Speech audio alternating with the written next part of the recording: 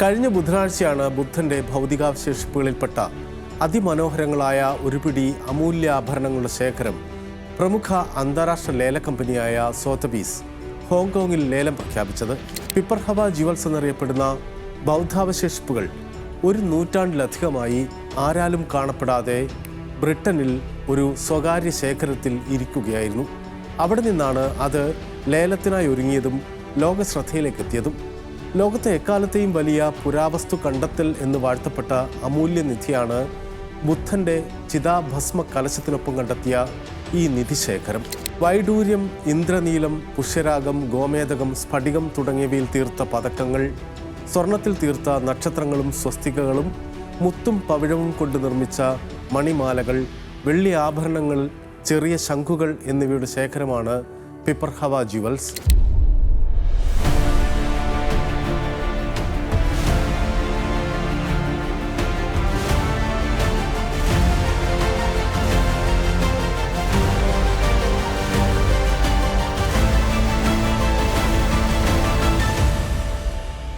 ഉത്തർപ്രദേശിലെ ബസ്തി ജില്ലയിലെ പിപ്പർഹവായിൽ നിന്നാണ് നിധിശേഖരം കണ്ടെടുത്തത്.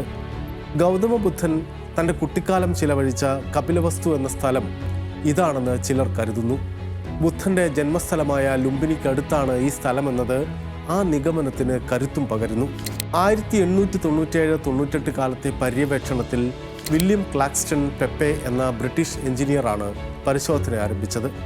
116 അടി വ്യാസവും 22 അടി ഉയരവുമുള്ള ഒരു സ്തൂപം ഇവിടെ നിന്ന് കണ്ടെത്തി. 18 അടി താഴ്ചയിലായിരുന്നു സുപ്രധാനമായ കണ്ടെത്തലുകൾ. ബുദ്ധന്റെ ചിതാഭസ്മ കലശം ഉൾപ്പെടുന്ന 1 ടണ്ണിലധികം ഭാരം വരുന്ന കല്ലിൽ തീർത്ത ഒരു പെട്ടി. അതിൽ പുരാതന ബ്രഹ്മി ലിപിയിൽ എഴുതിയിരുന്നതിൽ നിന്ന് മനസ്സിലാക്കിയത് അത് ശ്രീബുദ്ധന്റെ ഭൗതികാവശിഷ്ടങ്ങളും അനുബന്ധ വസ്തുക്കളുമായിരുന്നു എന്നാണ്. ബുദ്ധന്റെ അസ്ഥിശകലങ്ങളും അവയിലുണ്ടായിരുന്നു. കണ്ടെടുത്ത വസ്തുക്കളുടെ മതപരമായ പ്രാധാന്യമറിഞ്ഞ ബ്രിട്ടീഷ് ഗവൺമെൻറ് അവ സയാം രാജാവിന് കൈമാറി. ഇന്നത്തെ തായ്ലാൻഡായ സയാം അന്ന് പ്രധാനപ്പെട്ട ബുദ്ധരാജ്യങ്ങളിലൊന്നായിരുന്നു. ബർമ, സിലോൺ എന്നീ രാജ്യങ്ങളിലെ ബുദ്ധക്ഷേത്രങ്ങൾക്കിടയിൽ ആ വസ്തുക്കൾ വീതം വയ്ക്കപ്പെട്ടു. ആ അമൂല്യ ശേഖരത്തിൽ താരതമ്യേന പ്രാധാന്യം കുറഞ്ഞതായി കരുതപ്പെട്ട് പെപ്പെ കൈവശം വെച്ച 331 വസ്തുക്കളാണ് 127 വർഷങ്ങൾക്ക് ശേഷം ഇന്ത്യയിലേക്ക് തിരികെ എത്തിയത്. ഹോങ്കോങ്ങിലെ ലേലം പ്രഖ്യാപിക്കപ്പെട്ടതിന് പിന്നാലെ ലോകവ്യാപകമായി അത് സംബന്ധിച്ച് ചർച്ച ഉയർന്നു. ബുദ്ധമത നേതാക്കളടക്കം ലേലത്തെ എതിർത്തു. ബുദ്ധന്റെ ഭൗതികാവശിഷ്ടങ്ങൾ ലേലം ചെയ്യപ്പെടുന്നതിലെ ധാർമ്മികത ചോദ്യം ചെയ്യപ്പെട്ടു. ബൗദ്ധാവശേഷിപ്പുകൾ കൈമാറാൻ പല വഴികളും നോക്കിയെന്നാണ് വില്യം ക്ലാക്സ്റ്റൺ പെപ്പയുടെ ചെറുമകൻ പറഞ്ഞത്. ഒന്നും നടക്കാതെ വന്നപ്പോൾ ലേലത്തിനായി നൽകി. ലേലം വാർത്തയായതോടെ ചർച്ചയുയർന്നു. തുടർന്ന് ഇന്ത്യ സർക്കാർ ഇടപെട്ടു. മെയ് മുതൽ ആരംഭിച്ച നിയമ നയതന്ത്ര ഇടപെടലിനൊടുവിലാണ് പിപ്പർഹവ ജ്വൽസ് ഇന്ത്യയിലെത്തിയത്. ഇന്ത്യൻ വ്യവസായ കമ്പനിയായ ഗോദ്രജും കേന്ദ്ര സർക്കാരും ചേർന്നാണ് പിപ്പർഹവ ജ്വൽസ് ഏറ്റെടുത്ത് ഇന്ത്യയിലേക്ക് എത്തിച്ചത്.